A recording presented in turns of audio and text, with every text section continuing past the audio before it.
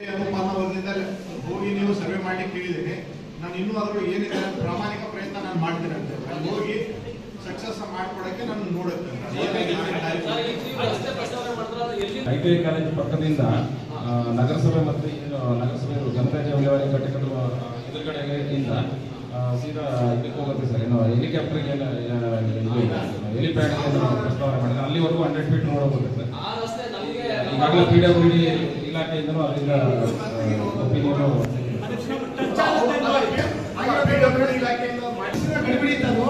Layout ಖಾಸಗಿ layout ಹೋಗ್ಬೇಕು ಅಂತ ಇತ್ತು. ನಾವು ಸುದರ್ಶನ್ ಅವ್ರನ್ನ ಕ್ಲಿಯರ್ ಮಾಡಿ ಹೇಳಿದ್ದಾರೆ. ಐಟಿಐ ಕಾಲೇಜ್ ಮತ್ತೆ ಏನು ಅಲ್ಲಿರುವಂತಹ ಚುಂಚನಗಿರಿ ಮಠ ಈ ಎರಡು ಮಧ್ಯದಲ್ಲಿ ಒಂದು ಹಳ್ಳ ಇದೆ.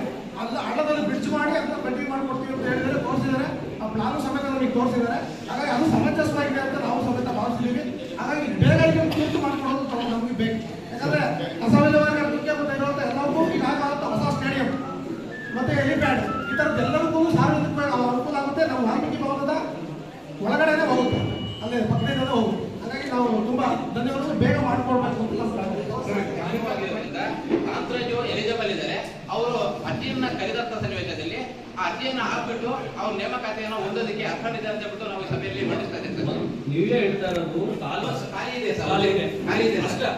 ಇದು ಖಾಲಿ ಇದೆ ಸರ್. ಹೌದಾ? ಹೌದು. ಅಪ್ಲಿಕೇಶನ್ ಹಾಕ್ಸೋದು ನಂತರ ಖಾಲಿ ಇರೋದಂತೂ ಸರಿ. ಹೌದು ಸರ್. ಅದಕ್ಕೆ ಗಮನಿಸಬೇಕು ಖಾಲಿ ಇದೆ ಅಂತ ಹೇಳಿ. ಇನ್ಯಾರು ನೇಮಿಸ್ಕೊಳ್ಳುವಂಥದ್ದು ಇಲ್ಲ.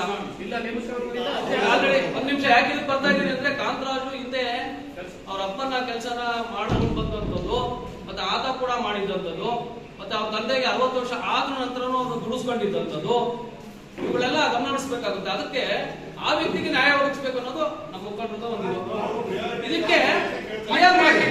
ಇದನ್ನ ಈಗ ಈ ಸಭೆಯಲ್ಲಿ ಆಗಿದೆಯಲ್ವಾ, ಅವ್ರೀಗ ಅವಕಾಶ ಕೇಳಿದ್ದಾರೆ. ನೀವು ಕೊಟ್ಟಿರೋಂತ ಎಲ್ಲಾ ದಾಖಲಾತಿಗಳು ಸುಳ್ಳಿದೆ ಅಂತ ಆಯ್ತು, ನಮ್ಗೆ ಅದು ಮನವರಿಕೆ ಇಲ್ಲ ಅಂತ ಅವ್ರು ಪರಿಶೀಲನೆ ಮಾಡ್ಲಿ. ಆ ನಂತರ ಇವ್ರಿಗೆ ನೀವು ಒಂದು ಡೇಟ್ ಕೊಡಿ, ಆ ಡೇಟ್ಗೆ ಅವ್ರು ಬಂದು ನಿಮ್ಮ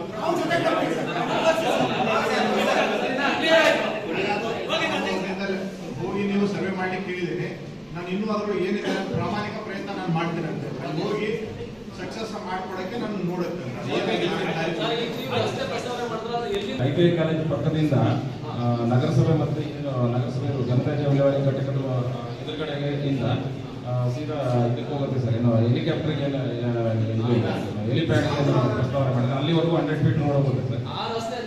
ಈಗಾಗಲೇ PWD ಇಲಾಖೆಯಿಂದಲೂ ಅದರಿಂದ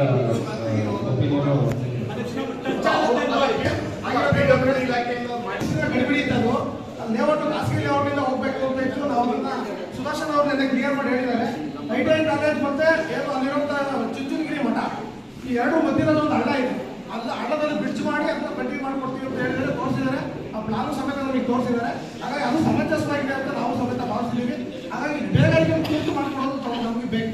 ಯಾಕಂದ್ರೆ ಕಸ ವಿಲೇವಾರಿ ಮುಖ್ಯ ಗೊತ್ತಿರುವಂತ ಎಲ್ಲರಿಗೂ ಈಗಾಗಂತ ಹೊಸ ಸ್ಟೇಡಿಯಂ ಮತ್ತೆ ಹೆಲಿಪ್ಯಾಡ್ ಈ ಥರದ್ದೆಲ್ಲರಿಗೂ ಸಾರ್ವಜನಿಕ ಅನುಕೂಲ ಆಗುತ್ತೆ. ನಾವು ವಾಲ್ಮೀಕಿ ಭವನದ ಒಳಗಡೆನೆ ಹೋಗುತ್ತೆ, ಅಲ್ಲೇ ಪಕ್ಕದಿಂದ ಹೋಗುತ್ತೆ. ಹಾಗಾಗಿ ನಾವು ತುಂಬಾ ಧನ್ಯವಾದ ಬೇಗ ಮಾಡ್ಕೊಡ್ಬೇಕು ಅಂತ ವರದಿ ಇದೆ ಸರ್. ಈ ವರದಿ ಪ್ರಕಾರ ಶಾಲಾ ದಾಖಲಾತಿ ಪ್ರಕಾರ ಏನಾಗಿದೆ ಅಂದ್ರೆ 10/4/1956 ಇವ್ರು ಡೇಟ್ ಆಫ್ ಬರ್ತ್ ಅಂತ ಹೇಳ್ಬಿಟ್ಟು ಕೊಟ್ಟಿದ್ದಾರೆ ಸರ್. ದಾಖಲಾತಿ ಲಗತ್ತಿಸಿದೆ ಸರ್.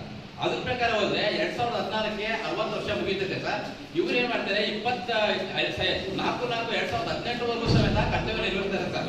ಕರ್ತವ್ಯ ನಿರ್ವಹಿಸ್ಬಿಟ್ಟು ಅನಾರೋಗ್ಯದ ನಿಮಿತ್ತ ಏನಾಗುತ್ತೆ ಅವರು 22/9/2021 ಮರಣ ಹೊಂದ್ತಾರೆ. ಇವ್ರು ಏನಾಗ್ತದೆ 2018 ಇವರು ಅನಾರೋಗ್ಯ ಬೀಳಿದಾಗ ಅವ್ರ ಮಗ ಏನ್ ಮಾಡ್ತಾರೆ ಕಾಂತರಾಜು ಅನ್ನೋದು ತಮ್ಮ ಅಪ್ಪಾಜಿ ಕೆಲಸ ಅಂತ ಬಿಟ್ಟು ಮಾಡ್ತಾ ಇರ್ತಾರೆ. ಆದ್ರೆ ಇವರು ಹೆಂಡತಿ ಶಾರದಮ್ಮ ಏನ್ ಮಾಡ್ತಾರೆ ನಿವೃತ್ತಿ ಬಂಧನವನ್ನು ಪಡೆದಿದ್ದಾರೆ ಸರ್. ಇವರು ಮರಣ ಹೊಂದಿದ ನಂತರ ಮಧ್ಯದಲ್ಲಿ ಮಾತಾಡ್ಲಾ ನಾವೀಗ? ಹೌದಲ್ಲ, ಹೇಳಿಸ್ಕೊಳ್ಳಿ. ಈಗ ನೀವ್ ಹೇಳ್ತಿರೋದನ್ನ ಮತ್ತೆ ರಿಪೀಟ್ ಆಗ್ತಾ ಇದೆ. ಇಲ್ಲಿರೋದನ್ನೇ ಹೇಳ್ತಾ ಇದ್ದೀರಾ. ನಮ್ಮ ವಿಚಾರ ಅದಲ್ಲ.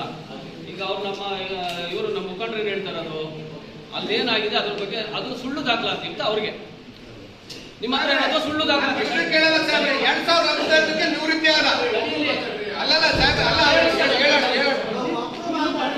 ಅವ್ರಿಗೆ ಪರಿಶೀಲನೆ ಮಾಡೋದಕ್ಕೆ ಅವರು ದಾಖಲಾತಿ ಪರಿಶೀಲನೆ ಮಾಡಬೇಕು ಅಂತ ಮುಂಚೆಗೆ ಕೇಳ್ಕೊಂಡ್ರೆ ಅದಕ್ಕೆ ಕಾಲಾವಕಾಶ ಮಾಡ್ಕೊಡಿ. ಒಂದು ಗೊತ್ತಣ್ಣ 2 ನಿಮಿಷ ಮುಗಿಸ್ತೀನಿ. 1 ನಿಮಿಷ ಮುಗಿಸ್ಬಿಡ್ತೀನಿ. ಕ್ಲಿಯರ್ ಮಾಡೋಣ. ಕ್ಲಿಯರ್ ಮಾಡೋಣ ಅಂತ. ಆನಂತರ ನೀವೇ ಹೇಳಿದ್ದೀರಾ ಅದೇ ಇನ್ನೊಂದು ಖಾಲಿ ಇದೆ, ಜಾಗ ಖಾಲಿ ಇದೆ ಅಂತ. ಹೌದಾ? ಯಾರು ಕೆಲಸ ಮಾಡ್ತಿಲ್ಲ, ಅದು ಕನ್ಸಲ್ಟೇಷನ್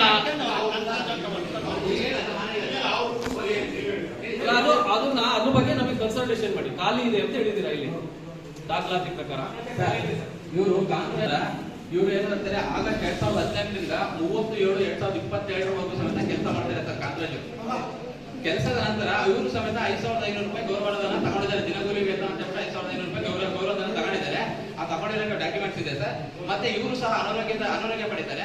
ಅನಾರೋಗ್ಯ ಪಡೆದ ಸನ್ನಿವೇಶದಲ್ಲಿ ಮತ್ತೊಮ್ಮೆ ಗುರುಸ್ವಾಮಿ ಅಂತ ಹೇಳ್ಬಿಟ್ಟು ಕೆಲಸದ ಒತ್ತಡದಿಂದ ಗುರುಸ್ವಾಮಿ ಬಿನ್ ರಂಗಪ್ಪ ಅಂತ ಹೇಳ್ಬಿಟ್ಟು ಇವರು ಸಹ ಜಾತಿಗೆ ಸೇರಿದವರು. ಇವ್ರು ಏನ್ ಮಾಡ್ತಾರೆ, ಇವ್ರನ್ನ ದಿನಗೂಲಿ ಆದ ಮೇಲೆ ಹಂಗಾಮಿ ಜೀವನಕ್ಕಾಗಿ ಆಗಸ್ಟ್ 2022ರಿಂದ ಕೆಲಸಕ್ಕೆ ತೆಗೆದುಕೊಂಡಿದ್ದಾರೆ ಸರ್.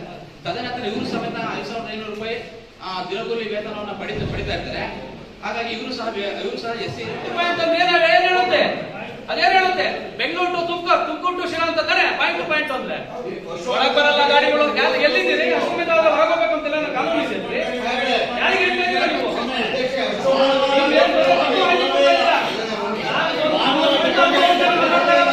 ನನ್ನ ಸ್ವಂತ ಹೇಳ್ತಾ ಇಲ್ಲ, ನೀವೆಲ್ಲ ಸ್ವಂತ ಅನುಭವ ಮೇಲೆ ಮಾತಾಡ್ತಿರೋರು. ಇವ್ರು ಬಸ್ಗಳ ಮೇಲೆ ಹಾಕಿದ್ದಾರೆ ಅಶ್ವಮೇಧ ಮೇಲೆ ಪಾಯಿಂಟ್ ಟು ಪಾಯಿಂಟ್ ಅಂತ. ಪಾಯಿಂಟ್ ಟು ಪಾಯಿಂಟ್ ಅಂದ್ರೆ ಏನ್ ಹೇಳೋದು? ಪ್ರತಿ ಬಸ್ ನಿಲ್ದಾಣಕ್ಕೆ ಅಂತ, ಈ ಬಸ್ ನಿಲ್ದಾಣಕ್ಕೆ ನನ್ನ ಬಸ್ ನಿಲ್ದಾಣಕ್ಕೆ ಬೈಪಾಸ್ ಅಲ್ಲಿ ಹೋಗ್ತೀವಿ ಅಂತ ಹೇಳ್ತಾರೆ. ಅದೇನ್ ಸರಿ? ಆಮೇಲೆ ಏನು ಹೆಚ್ಚುವರಿ ಗಾಡಿ ಅವನ್ನ ಹಾಕೋ ಅಂದ್ರೆ ದೊಡ್ಡ ಗಲಾಟೆ. ಪಂಚಾಯತಿ ಹ್ಯಾಂಡ್ ಓವರ್ ಮಾಡಿದ್ದಾರೆ. ಪಂಚಾಯತಿ ಹ್ಯಾಂಡ್ ಓವರ್ ಮಾಡಿದ್ದಾರೆ. ಪಂಚಾಯತಿ ಅಂದ್ರೆ ಇವ್ರು ಬರುತ್ತೆ. ಪಂಚಾಯತಿಗೆ